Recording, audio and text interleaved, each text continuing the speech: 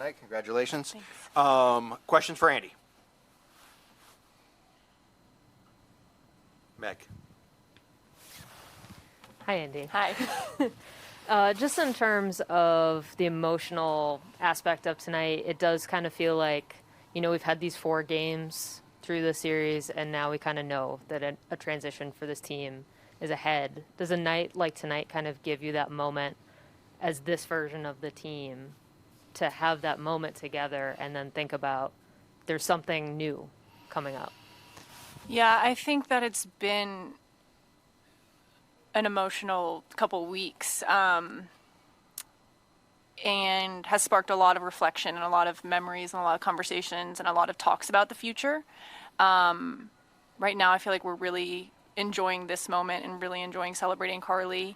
But we've all kind of separately and collectively said we want to carry on her legacy of just her work rate, her commitment, going forward, and that we need that, and that's what has made this team so successful is people like Carli and people before her who have helped shape her and pave her way, and she's done that for us, so we need to continue to do the same. So it's been very emotional, but we're going to use that all as fuel and use it to help us be successful in the future. She pretty much just answered every question, but I'm sure there are others. Go ahead, JT. Jonathan Tannenwald from the Philadelphia Inquirer. Hi, Andi. It was characterized a little bit when the lineup came out as Lloyd and the kids, which was not entirely fair. I realize, but Andi's still a kid. I'll take it. It plays a little bit off Meg's question, but the ability for all of you who were out there in the first half to say, this is not only the end of Carli's tenure, but sort of the first night when we get to write the next chapter. And I wonder if it felt that way for you all, you, Kat, Sophia, these players that pretty well to sort of start that too. That's exactly what Carli said to us in the locker room before we went out, which is, again, so it's her night, and she said, this is about you guys, and this is your opportunity to make something of this so that you can be on this team in the future. And that sums it up right there. So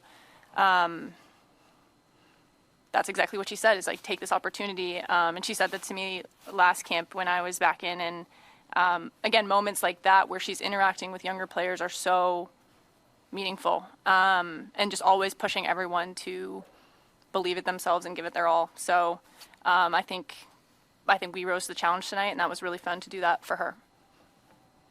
We got one online, and it's Bruce Beck. Go ahead, Bruce. Oh my gosh. Thank you very much. Andi, what do you feel in terms of learning from Carli? What would you say the things that you have learned from her most? For me, it's been unwavering belief in myself. I think when you come onto this team, it's hard. And what she's said, in a lot of her pieces and all in the media is that this whole journey is hard. And that what we've kind of, again, the team has been realizing and reflecting on is like, no one's going to believe in you like you're going to believe in you. I think Sam Mewis said that tonight, and you have to protect that. And Carli is the example of that. So for me, I sit right behind her on the bus. So every once in a while I kind of pick her brain and say like, hey, what do you think about me, pretty much? And how can I want to have a career like yours, and how can I get there? And she would say, you have to like not care what people think about you, and kind of in a positive way where you have this, undeniable belief and confidence in yourself. And I think that's actually what I asked her in the camp before I didn't make the Olympic roster. And I think that has really sat with me and helped me through my NWSL season and helped me to come back here. So I'm definitely going to carry that with me in my career. Last one, go ahead. Thanks, Andi. In your 70-odd minutes playing tonight, Korea, they made some changes. They started off in that really compact 6-3-1, but in the second half they were trying to break out a little bit. From your point of view and your position in midfield, what was the team that seemed to work well in unlocking South Korea, and what do you think that you guys can work on going forward? That's a good question. I think we had in the first half, had incredible moments of interchange and play between the 10s and the 7s and 11s.